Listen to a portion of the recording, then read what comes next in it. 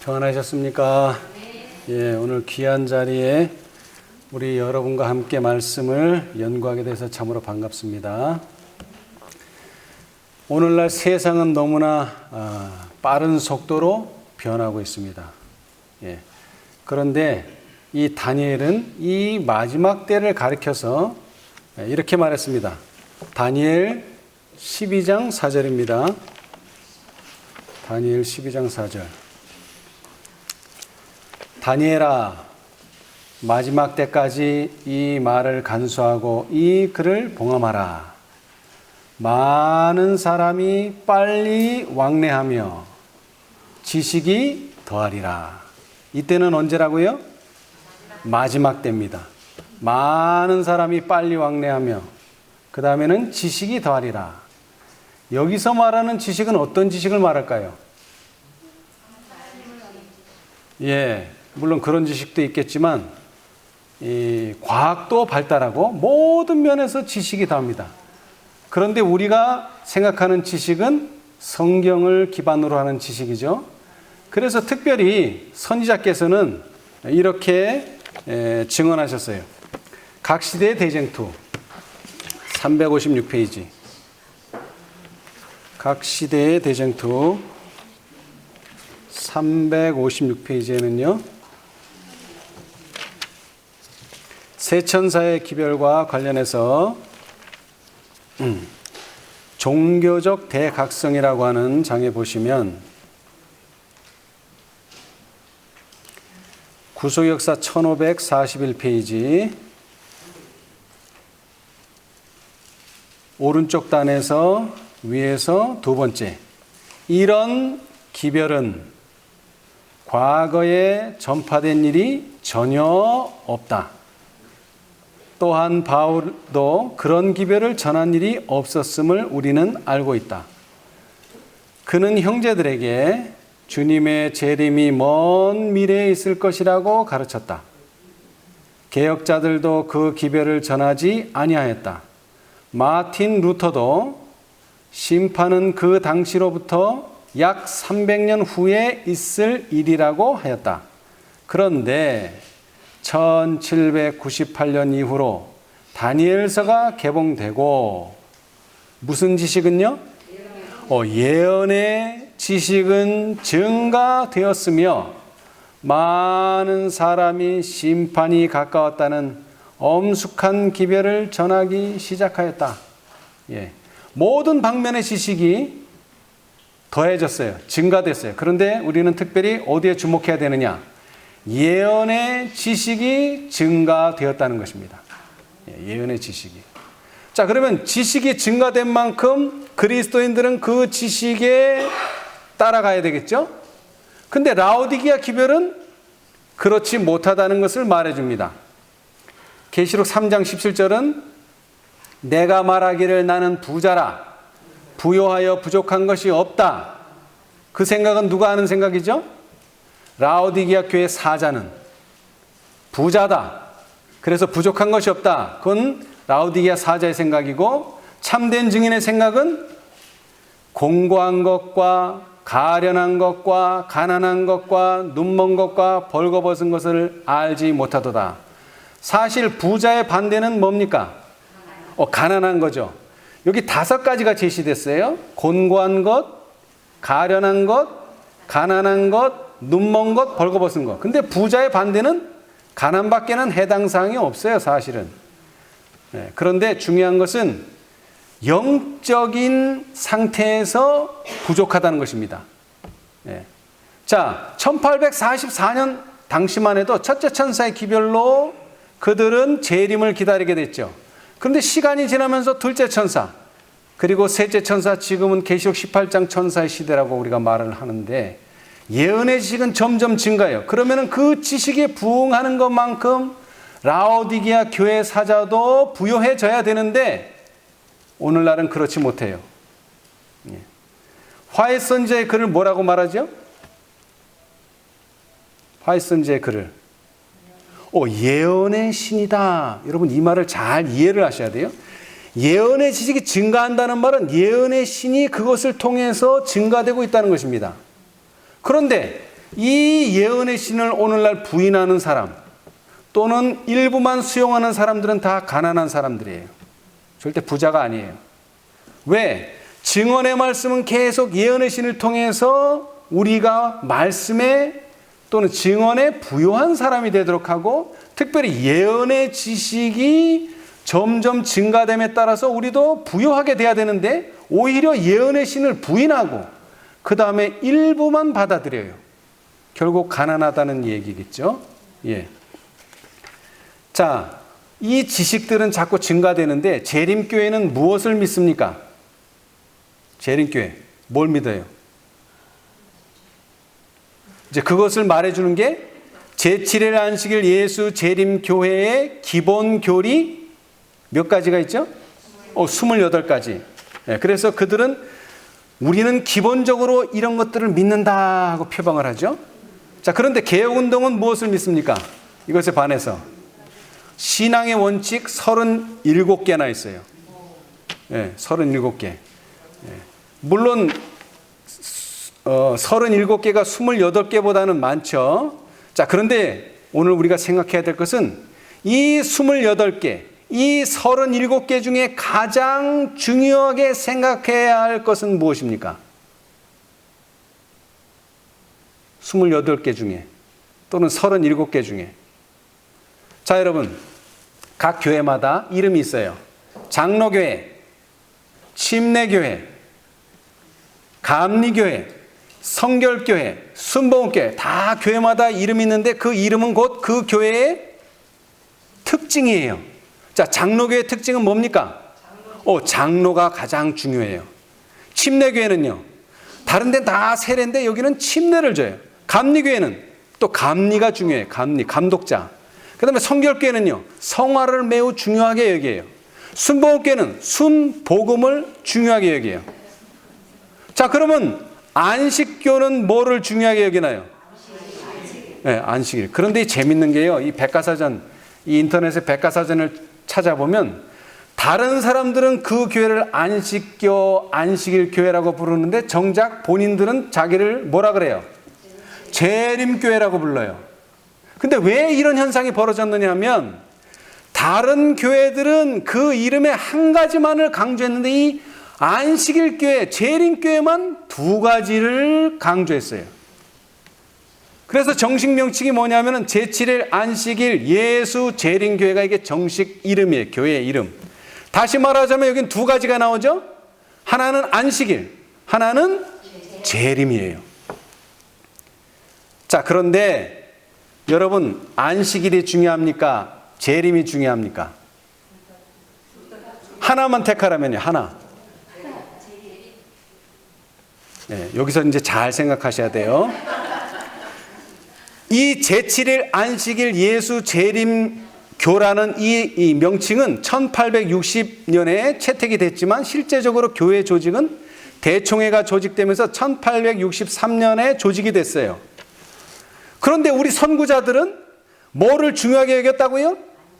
제7일 안식일. 그래서 이게 두 단어를 병렬할 수 없으니까 뭔가는 앞에 나와야 되는데 그 앞에 나온 것을 제7일 안식일을 앞에 놨어요. 예수 재림보다 더 앞에 놨어요. 예. 다시 말하자면 우리 재림의 선구자들은 뭐가 중요하다? 안식일이 중요하다. 예, 안식일이 중요하다는 거예요.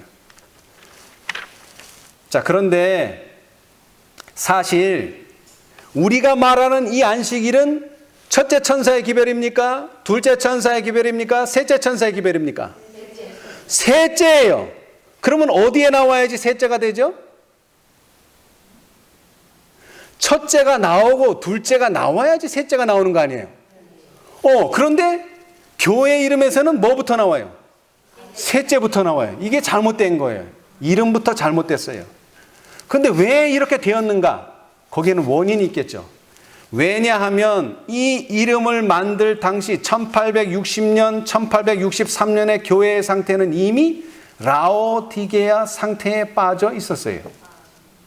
자, 초기 문집 107, 108페이지에 보시면 이 초기 문집은 우리가 가지고 있는 예언의 신 중에서 제일 먼저 나온 책입니다. 제일 먼저. 그래서 이름이 뭐라고요? 초기문집. 제일 먼저 나왔다는 거예요. 제일 먼저. 그런데 그 책에 보면 이미 교회는 어떤 상태라고요?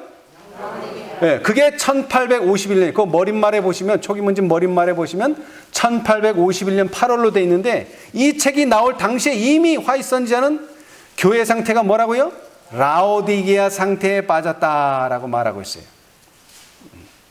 그래서 지금 첫째가 와야 될지, 둘째가 와야 될지, 셋째가 와야 될지, 이게 이 순서가 바뀐 거예요. 왜? 그때 당시에 그들의 생각은 뭐가 더 중요하다? 재림보다? 안식일이 더 중요하다. 자, 근래에 내가 온유하고 겸손하신 예수님의 추종자들을 찾기 위하여 주위를 살펴보았을 때 내 마음은 심히 괴로웠다. 그리스도의 신속한 재림을 기다린다고 공언하는 많은 사람들이 이 세상의 조류를 따라가고 있다. 그들은 하나님의 인정을 받기보다는 주위 사람들에게서 갈채받기를 훨씬 더 열렬히 구하고 있으며 그것이 갓 떠나온 이름뿐인 교회들처럼 냉랭하고 형식적이다. 라오디게아 교회에 보낸 기별의 말씀은 그들의 현재의 형편을 잘 묘사해 주고 있다. 지금 누구를 묘사하고 있는 거예요? 현재 우리 재림을 기다린다고 하는 우리의 형편이 라오디게아 상태라는 거예요. 저들은 차지도 아니하고 덥지도 아니하고 그저 미지근하다. 저들이 신실하고 참된 증인의 공고를 듣고 열심을 내어 회개하지 않으며 불로 연단한 금과 흰옷과 안약을 싸서 눈에 바르지 않으면 그들을 뭐하여 내치실 것이다? 토하여 내치실 것이다. 이게 1851년의 교회의 상태였었어요. 근데 그러한 상태에서 이름을 짓다 보니까 사람들은 뭐가 중요한지를 잊어버렸어요. 셋째는 분명히 말하지만 첫째하고 둘째가 있어야지만 셋째가 있는 것입니다. 자, 그래서 교회증언 1권도 이것을 계속 강조하고 있어요. 교회증언 1권 그 머릿말에 보시면 머릿말에 교회증언 1권의 시대적 배경이라는 그 화이트부인 저서 출판위원회의 글이 있어요. 이거는 선자의 글은 아닙니다. 근데 거기서 그 출판위원회가 뭐라고 말했느냐면 1856년 후반에는 요한계시록 3장의 라오디게아 교회의 기별에 주의가 끌렸다. 종전에는 이 권면이 전진하는 셋째 천사의 빛을 따르지 않은 재림 신자들과 안식일 진리를 심히 반대하여 다른 교회를 조직한 신자들에게 적용되는 것으로 이해되었다.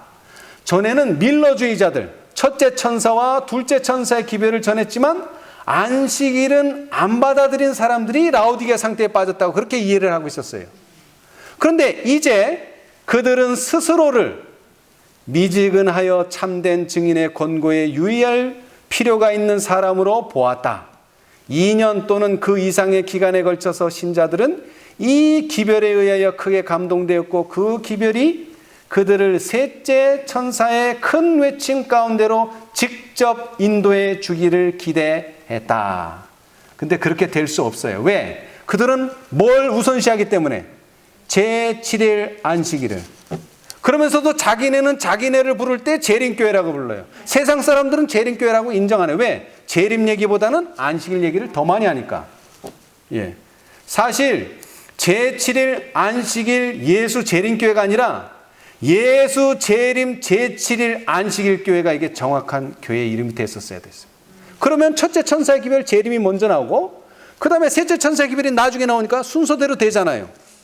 그래서 결국 어떠한 상태에 빠지게 됐느냐? 우리가 잘 아는 것처럼 초기문집에 셋째 천사의 기별을 받아들인 자들 중 많은 사람들이 그 전에 전했던 두 천사의 기별을 체험하지 못하였다. 이건 당연한 얘기죠. 교회 이름부터 안식일을 강조하고 있는데 셋째 천사는 이해가 되는데 뭐가요? 재림에 대해서는 이해가 잘 안 되는 거예요.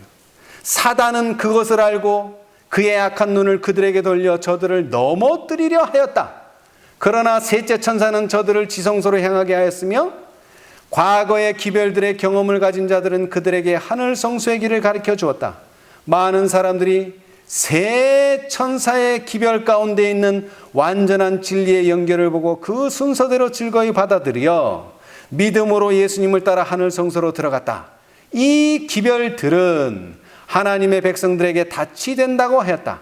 이 기별들을 이해하고 받아들인 자들은 사단의 수많은 미혹에 빠지는 일이 없을 것이다. 이것은 너무나 당연한 말씀이죠. 그죠? 화인 여사가 경험한 출교의 경험은 안식일을 지키기 때문에 출교당하지 않았습니다. 화이 선지자가. 그렇죠? 여기 보시면은 증언, 교회 증언 1권 43페이지에 우리가 그들의 법에서 떠나는 것을 시인하겠는지, 여기서 말하는 그들의 법은 그들 감리교회법이에요. 또한 우리가 장차 그 법을 따르겠는지에 대하여 질문이 주어졌다. 우리는 우리의 믿음을 버리거나 하나님의 거룩한 진리를 부인하고자 하지 않는다는 것, 우리 구주의 신속한 재림의 소망을 버릴 수 없다는 것, 그들이 이단이라고 부르는 방법대로 주님께 계속해서 경배해야 한다는 것 등을 대답으로 제시했다. 그러니까 뭘 버리라는 거예요? 신속한 재림의 소망을 버리지 않으면 너희는 뭐다? 출교다. 근데 그걸 버리지 않았어요. 나의 아버지는 자신을 변호하는 일을 통하여 하나님의 축복을 받았다. 그리고 우리는 모두 옳은 일을 했다는 깨달음과 예수님의 인정하시는 미소로 기뻐하면서 홀가분한 마음으로 교회의 부속실을 떠났다. 출교됐다 이 말입니다. 결국 과거의 기별은 안식일 기별이 아닙니다. 재림 기별이지. 재림 기별이에요. 그런데 이것을 화이 선자는 더 확실하게 말합니다. 자, 우리 다 함께 보겠습니다. 299페이지 각시대 대쟁투 299페이지. 오늘날 왜 재림교회가 라오디게아 상태에 빠지는가? 그것은 첫째 천사의 기별을 잃어버렸기 때문입니다. 299페이지. 재림의 기별을 잃어버렸어요. 재림의 기별을. 잃어버렸다는 말이 좀 그렇긴 하지만 둘째 자리가 된 거예요. 원래 첫째 자리가 돼야 되는데, 자, 성경에 계시된 예수님의 재림 있죠? 찾으셨어요? 예. 성경에 계시된 가장 엄숙하고 영광스러운 진리 가운데 하나가 뭐라고요? 그리스도의 재림입니다. 예. 왜 재림이냐? 구원의 위대한 사업을 완성하기 위해서는 뭐가 와야 돼요? 재림이 와야 돼. 재림 없이는 구속의 사업이 완성되지 않습니다. 여러분, 히브리서 11장이 뭘 말하죠? 믿음. 자, 여러분이 외우시죠? 1절. 믿음은 바라는 것들의 실상이요 보지 못하는 것들의 증거니 선진들이 이로써 증거를 얻었느니라. 이것은 서론입니다. 그래가지고 결론이 뭡니까? 결론 39, 40절. 누가 한번 큰 소리를 읽어보세요. 히브리서 11장 39, 40절 결론. 히브리서 11장 39, 40절. 이 사람들이 다 믿음으로 말미암아 증거를 받았으나 약속을 받지 못하였으니 이는 하나님이 우리를 위하여 더 좋은 것을 예비하셨은즉 우리가 아니면 저희로 온전함을 이루지 못하게 하려 하심이니라. 아멘. 자, 여러분 여기서 보세요. 그 앞에서 말한 믿음을 정의하고 3절로부터는 계속 믿음으로 누가 살고 믿음으로 누가 살고 믿음으로 누가 살았는데 이 사람들이 다 어떻게 살았어요? 다 믿음으로 살았어요. 그래서 증거를 받았어요. 그런데 뭐는 받지 못했어요? 그러니까 성취가 안 됐다는 거예요. 그들이 바라는 대로 약속이 성취가 되지 못했어요. 그런데 그 약속을 성취하기 위해서는 저희로 온전함을 이루어야 되는데 그 온전함을 이루는 무리가 결국 예수님의 재림을 통해서 구원의 위대한 사업이 완성이 돼야 된다는 거예요. 14만 4천인이 나타나야 된다는 거예요. 그래서 예수님의 재림은 뭐라고요? 성경에 계시된 가장 엄숙하고 영광스러운 진리 가운데 하나라는 것이죠. 예.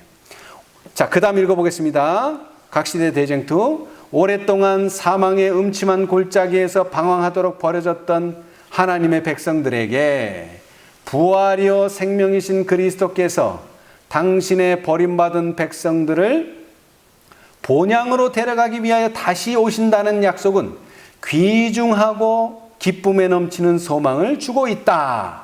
자, 그래서 재림의 교리는 뭐라고요? 성경의 근본적 주제이다. 이 주제를 다루지 않으면 뭐가 완성이 안 된다고요? 구속의 경륜이 완성이 안 되기 때문에 이건 근본 주제라는 거예요. 뿌리 없는 나무는 없습니다. 다 뿌리가 있어야 돼요. 그래야 열매를 맺기 때문에. 그런데 이 재림의 교리가 바로 성경의 근본적인 주제라는 것입니다.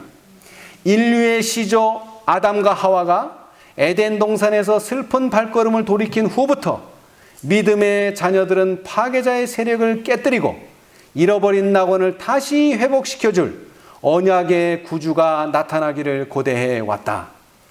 옛날의 성도들도 그들의 희망의 성취로서 영광의 메시아가 나타나기를 고대해 왔다. 에덴 낙원에 거하던 시절로부터 불과 7대 자손에 해당하며 300년 동안 하나님과 동행했던 에녹은 오랜 후에 있을, 무려 5,000년 후에 있을 구주의 재림을 바라볼 수 있는 특권을 받았다. 그는 보라, 주께서 그 수만의 거룩한 자와 함께 임하셨으니 이는 무사람을 심판하사라고 말하였다. 또 족장 욥은 그가 고통을 당하던 밤에 자신의 확고한 신앙을 다음과 같이 말하였다. 내가 알기에는 나의 구속자가 살아계시니 후일에 그가 땅 위에 서실 것이라. 내가 친히 그를 보리니 내 눈으로 그를 보기를 외인처럼 하지 않을 것이라. 이런 소망의 기초는 바로 재림의 교리라는 것이죠. 그렇죠? 예. 그래서 이 재림의 진리는 우리가 가지고 있는 특권이라는 거예요. 특별히 14만 4천인들에게 1844년 말세에, 자, 이 문장은요, 하늘에서라는 책에 보시면은 기도력인데요. 하나님께서는 우리가 구원의 큰 계획을 올바로 이해하며 하나님의 백성으로서 우리가 가지는 특권을 인식하고 감사와 순종으로 그분 앞에서 생애하기를 원하신다. 그분께서는 우리가 매일 기쁨이 넘치는 새로운 생애로 그분을 섬기기를 원하신다. 그분께서는 우리가 자비의 보좌, 곧 은혜의 보좌에 나가며 우리를 돌보시는 그분께 우리의 모든 관심을 기울일 수 있고, 또 우리의 이름이 어린 양의 생명책에 기록되어 있음으로 해서 느끼는 마음 깊은 곳에서부터 우러나오는 감사를 받고 싶어 하신다. 그분께서는 우리가 주님의 후사가 되며 구주의 임박한 재림의 복된 소망을 가지게 된 것과, 또 당신의 백성들이 그리스도의 의로 옷 입게 된 것을 기뻐하라고 명하신다. 예, 우리는 이 재림의 복된 소망으로 기뻐해야 됩니다. 뿐만 아니라 아까도 말했지만 히브리서 11장의 결론이 온전함을 이룬다 그랬는데, 이 재림으로 말미암아 우리는 이 믿음의 상급을 받게 될 것입니다. 이것은 그리스도인의 마음과 품성과 인격 531페이지인데요. 믿음, 즉 구원에 이르는 믿음을 사람들에게 가르쳐야 한다. 예수 그리스도를 믿는 이 믿음의 정의는 몇 마디 말로 기술될 수 있다. 그것은 전 존재를 예수 그리스도의 보호와 통제에 맡기는 영혼의 행위이다. 그는 그리스도 안에 거하고 그리스도는 믿음으로 말미암아 영혼 속의 주권자로서 거하신다. 신자는 자신의 영혼과 몸을 그리스도께 의탁하고 확신 가운데서 내가 그분께 의탁한 것을 그분께서 그날까지 능히 지키실 수 있다고 말할 수 있다. 이렇게 하는 모든 사람은 구원을 받아 영생에 이르게 될 것이다. 그 영혼이 그리스도의 보혈로 씻겨지고 그분의 의로 옷 입어 예수님 보시기에 귀중하다는 확신이 있을 것이다. 자, 그 다음 잘 들어보세요. 우리의 생각과 소망은 주님의 재림에 초점이 맞춰져 있다. 그날은 온 세상의 재판장께서 그분의 백성의 신뢰를 상급으로 갚아 주실 날이다. 우리는 이 날을 고대하고 있죠. 우리의 생각과 우리의 소망은 어디에 맞춰져야 된다고요? 재림에 맞춰져야 된다. 예. 자, 그 다음에는요, 이런 말씀도 하셨어요. 증언보감 3권 12페이지에. 그리스도의 재림의 복된 소망이 그의 엄숙한 실제와 함께 자주 사람들에게 제시될 필요가 있다. 우리 주님의 신속한 재림에 대한 기다림은 우리들로 하여금 땅 위에 사물들을 없는 것 같이, 빈 것 같이 여기게 할 것이다. 예. 여러분, 아까도 말했지만 셋째 천사의 기별을 받아들인 자들 중 많은 사람들이 그 전에 전했던 두 천사의 기별을 체험하지 못했다는 게 무슨 뜻입니까? 이론적으로만 안식일을 깨닫고요, 예수님의 맞을 준비를 실제적으로는 하지 않았다는 거예요. 실제적으로 했다면은 1844년 당시에 경험을 했겠죠. 어떻게 했어요? 예수님이 오신다는데 뭐에 집중해야 돼요? 재림에. 그런데 오늘날 많은 재림교인들은 거기에 집중하지 못하고 돈 버는 일, 무슨 일, 다른 데 다 정신이 빼앗겼어요. 그래서 여기 그랬잖아요. 우리 주님의 신속한 재림에 대한 기다림은 우리들로 하여금 땅 위의 사물들을 뭐 하는 것 같이? 없는 것 같이. 그러니까 다른 건 안 보인다는 거예요. 뭐만 보여요? 예수님의 재림만. 예, 그리스도 우리의 의와 똑같아요. 그리스도 우리의 의는 뭡니까? 모든 것이 다 안 보이고 누구만 보여요? 예수님만. 예, 그리고 그 예수님이 곧 오신다는 게 재림인데 우리는 재림에 모든 것이 집중돼야 돼요. 그래서 빈 것 같이 여기게 할 것이다. 다른 건 생각 안 나요. 복음전도에 보시면은요, 소제목으로 재림 기별을 전함이라는 소제목이 있어요. 제가 그 부분을 좀 읽어드리겠는데, 그리스도의 두 번째 나타나심에 대한 기별을 전할 때에 산 능력이 함께 하여야 한다. 우리는 많은 영혼들이 주님의 재림에 대한 복된 소망으로 회개하는 것을 볼 때까지 쉬어서는 안 된다. 사도시대에 저들이 증거한 기별은 많은 영혼들을 우상 숭배에서 돌이켜 살아계신 하나님을 섬기게 하는 실제적인 사업이 되었다. 오늘날 성취되어야 할 사업은 너무도 실제적인 사업이며 진리는 너무도 의미가 큰 진리이다. 다만 우리는 주님의 재림이 더욱 긴박한 그만큼 더욱 큰 열성을 가지고 기별을 전해야 한다. 이 때를 위한 기별이야말로 절대적이며 단순하고 가장 깊은 의미가 있는 것이다. 우리는 그 기별을 믿는 남녀들처럼 행동해야 한다. 우리가 해야 할 일은 기다리고 깨어있고 일하고 기도하고 세상을 견고하는 일이다. 온 하늘은 활기차게 일하고 있으며 하나님의 복수하시는 날, 시온에 구원하는 날을 위하여 예비하는 일에 종사하고 있다. 지체하고 있던 시간은 거의 끝이 났다. 더 좋은 나라를 찾아 헤매이던 순례자들과 나그네들은 거의 목적지에 도달하였다. 나는 본향에 다다랐다고 외치고 싶은 심정이다. 우리는 그리스도께서 당신의 구속받은 자들을 당신께로 모으게 될 그 시기에 신속히 접근하고 있다. 리비앤드 헤럴드 1913년 11월 13일. 그러니까 1913년도만 돼도 화이선제는 뭐를 말하고 싶다고요? 본향에 다다랐다고 외치고 싶은 심정이다. 그만큼 이 화이트 부인은 재림을 고대했어요. 예언자의 진리는 서로 연결되어 있으며 예언의 진리는 서로 연결되어 있으며 우리가 예언의 진리들을 연구할 때 그 진리들은 실제적인 신앙의 진리에서 아름다운 한 덩어리를 형태로 이룬다. 우리가 하는 모든 설교는 우리 자신이 하나님의 아들의 재림하심을 위하여 기다리고 일하고 기도하고 있다는 사실을 밝히 증거해야 한다. 모든 설교를 뭐를 하라고요? 재림에 대해서. 주님의 재림은 우리의 소망이다. 이 소망은 우리가 하는 모든 말과 활동, 그리고 우리의 모든 교제와 상호 관계와 연결되어야 한다. 서신 1902년.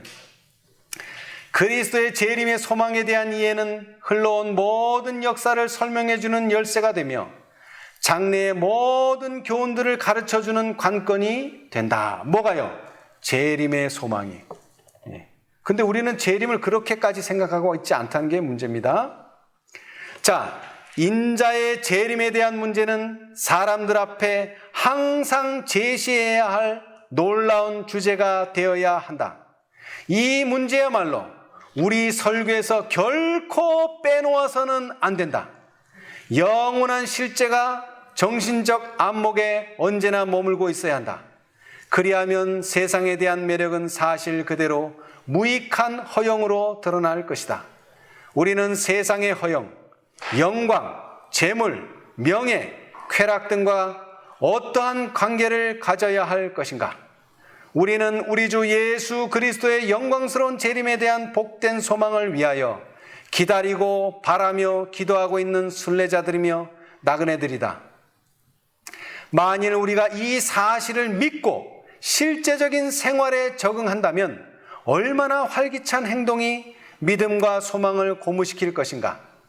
또한 얼마나 서로 열렬히 사랑하며 하나님의 영광을 위하여 성화된 생애를 살려고 얼마나 신중한 노력을 기울일 것인가? 또한 영원한 보상을 바라는 간절한 마음으로 우리들과 세상 사람들과의 사이를 뚜렷하게 구분하는 경계선을 얼마나 확실히 그어 놓았을 것인가? 1893년 원고.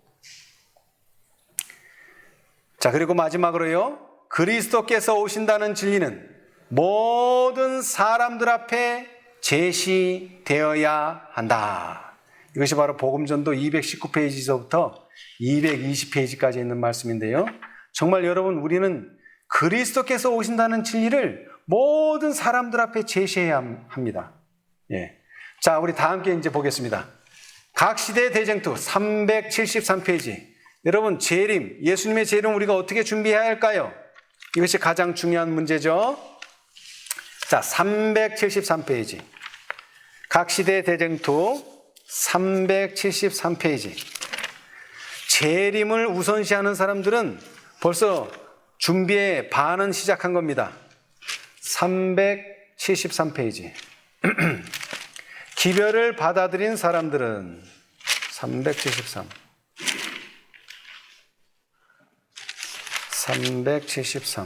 네, 재림 신도들의 시련기라고 되어 있죠. 자, 제가 한번 읽어보겠습니다. 기별을 받아들인 사람들은 말할 수 없는 소망으로 구주의 재림을 기다렸다. 1844년 당시를 말하는 겁니다. 그들이 예수님을 만날 것으로 기대했던 그 시간은 눈앞에 박두하였다. 이제 얼마 남지 않았어요. 그들은 매우 엄숙하게 그 시간을 기다리고 있었다. 그들은 하나님과 간격 없는 교통을 하면서 그들 앞에 놓인 광명한 미래로 마음이 평안하였다.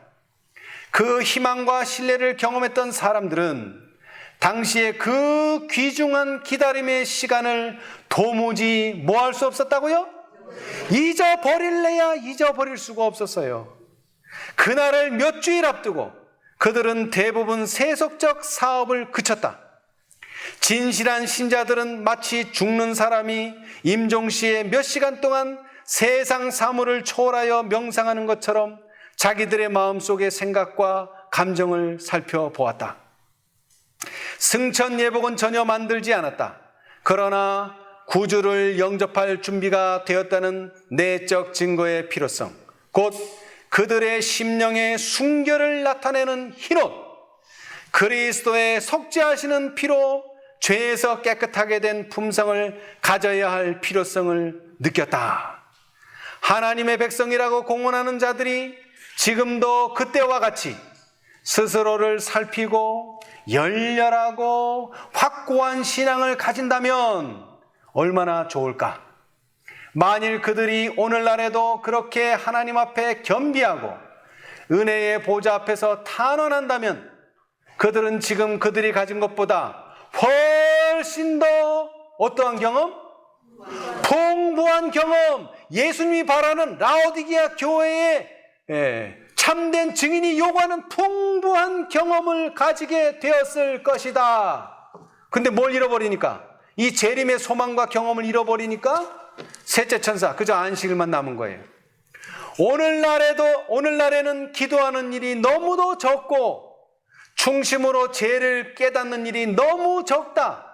산신앙이 부족하기 때문에 많은 사람들은 구주께서 풍성히 주시는 은혜를 부족하게 받고 만다. 부족하게 주는 게 아니라 어떻게 하고 있다고요?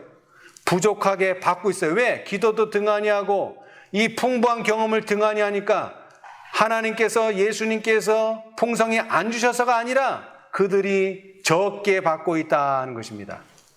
사실 라오디게아 교회의 치료제는요, 재림을 위한 준비물입니다. 아까도 말했지만 우리가 재림의 소망에 불타게 된다면 우리는 풍부한 경험, 그것도 불로 연단한 금, 어떠한 시련과 시험이 닥쳐도 재림의 소망을 굳건히 지키게 될 그런 풍부한 경험을 하게 될 것입니다. 그리고 그들은 예수님을 만날 준비로서 구주를 영접할 준비가 되었다는 내적 증거의 필요성, 곧 그들의 심령의 순결을 나타내는 흰옷, 그리스도의 속죄하시는 피로 죄에서 깨끗하게 된 품성을 가져야 할 필요성을 느낄 뿐만 아니라 그런 품성을 가지게 될 것입니다. 그것이 바로 흰옷이에요. 그 다음에 세 번째 안약, 예수님의 재림이 임박하였다고 하는 것을 식별해낼 수 있는 영적 식별력. 그 다음에 우리들과 예수님의 재림을 기다리는 우리들과 세상 사람들과의 사이를 뚜렷하게 구분하는 경계선을 확실히 긋게 될 것입니다. 그래서 결국 라오디게아 치료제는 재림을 위한 준비물이라는 것입니다. 자, 우리 마지막으로 성경을 한 절 보겠습니다. 자, 계시록 22장.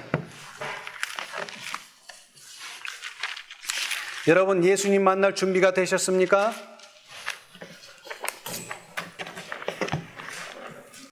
자, 되지 않으셔도 좋습니다. 왜? 되실 것을 받아들이시면 됩니다. 자, 계시록 22장 20절.